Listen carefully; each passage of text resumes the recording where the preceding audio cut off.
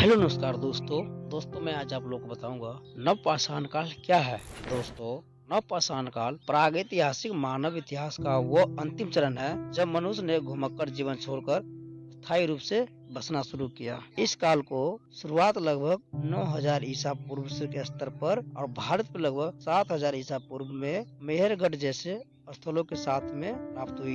नवपाषाण काल की प्रमुख विशेषताएं। कृषि की शुरुआत। इस काल की सबसे क्रांतिकारी उपलब्धि कृषि का आविष्कार था। मानव ने गेहूं, जौ और चावल जैसे फसलें उगाना शुरू किया। पशुपालन। मनुष्य ने तो भेड़ों, बकरियों और मवेशियों को भी पालतू बनाना शुरू किया था। स्थायी आवास और गांव की खेती के कारण एक जगह टिक कर रहने की आवश्यकता हुई, जिससे छोटे छोटे गांव और अस्थायी आवासों घरों की शुरुआत हुई। पहिए और मिट्टी के बर्तनों का आविष्कार। अनाज पकाने, रखने और पानी पीने के लिए चाक पर सुंदर मिट्टी के बर्तन बनाए जाने लगे। सामान ढोने और परिवहन के लिए पहिए का भी आविष्कार इसी नवपाषाण काल में हुआ। उन्नत औजार, थ्रो को घिसकर और चमकाकर अधिक नुकीले, धारदार और मजबूत हथियार जैसे कि कुल्हाड़ी, छेनी भी बनाए जाने लगे। इतिहासकार गॉर्डन चाइल्ड ने मनुष्य के घुमक्कड़ जीवन से उत्पादक किसान बनने की इस भारी परिवर्तनकारी प्रक्रिया को नवपाषाण क्रांति के नाम से भी संज्ञा दी थी।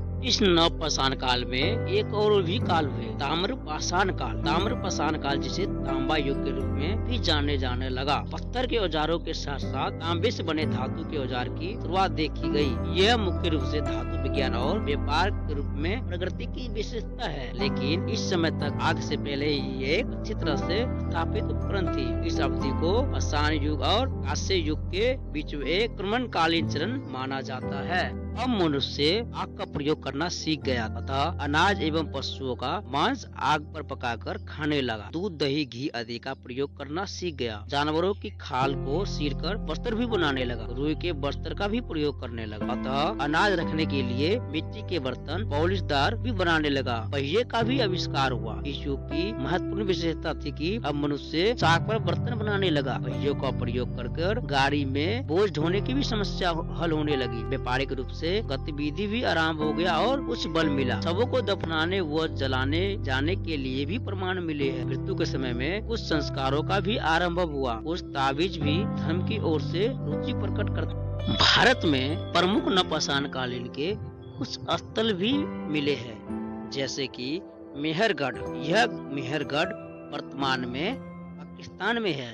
यहाँ सबसे पहले गेहूं और जौ की खेती तथा भेड़ बकरी पालने के साक्ष्य मिले हैं। बुर्ज होम। यह जगह कश्मीर में है। यहाँ के लोग जमीन के अंदर में गड्ढा बनाकर रहते थे तथा गर्त आवास भी कहा जाता है। चिरांद बिहार। यहाँ बड़ी संख्या में हड्डियों से बने औजार और हथियार पाए गए हैं। कुलीडी हवा। उत्तर प्रदेश में यहाँ से चावल, धान की खेती के सबसे बड़े प्राचीन प्रमाण मिले हैं।